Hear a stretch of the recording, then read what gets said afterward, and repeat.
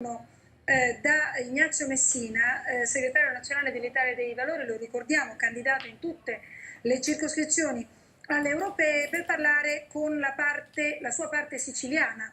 Lei ha detto: io per esempio ho scelto di finire e di fare il mio ultimo comizio il 22 maggio e non il 23 maggio, per rispetto a quanto il 23 maggio, lo stiamo seguendo con le immagini che continuano ad arrivare da Palermo, significa in una città come Palermo. Certo, e per tutta Italia. abbiamo fatto una scelta di chiudere ieri e non oggi. Oggi andrò a chiudere a Torino, non oggi proprio a che ora perché a Torino? A Torino saremo alle 21, alle 21. Saremo a Settimo Torinese per la previsione, dove sono anche le elezioni comunali e saremo presenti con le nostre liste.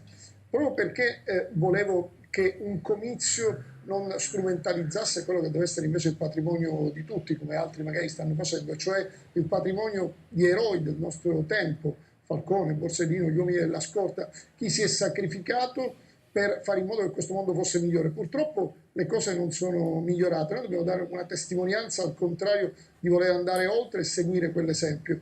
Io ne pongo una tematica che noi come Italia dei Valori stiamo portando avanti. Abbiamo depositato un disegno di legge di iniziativa popolare per fare in modo che ci sia un utilizzo diverso dei beni confiscati alla mafia, perché ci sono sacrifici di tantissima gente, dei magistrati, dei poliziotti, chi consente che alla fine arrivino queste confische. Sono un patrimonio enorme, 80 miliardi di patrimonio confiscato, e questo patrimonio spesso viene disperso perché non reso produttivo. Ci sono 1700 aziende, in tutto questo, e lavoratori che perdono il posto. Va utilizzato a vantaggio della collettività, bisogna metterci anche un po' più di determinazione. Se questo patrimonio, dopo aver garantito la funzione sociale, quindi dati a comuni, province, regioni o a cooperative di lavoro, chi ci vuole lavorare, o a imprese che hanno la capacità di farlo, non si riesce a mettere in moto, bene, che vada venduto, facciamo cassa e diamolo alle piccole e medie imprese e ai lavoratori. Cito l'ultima rispetto a questo.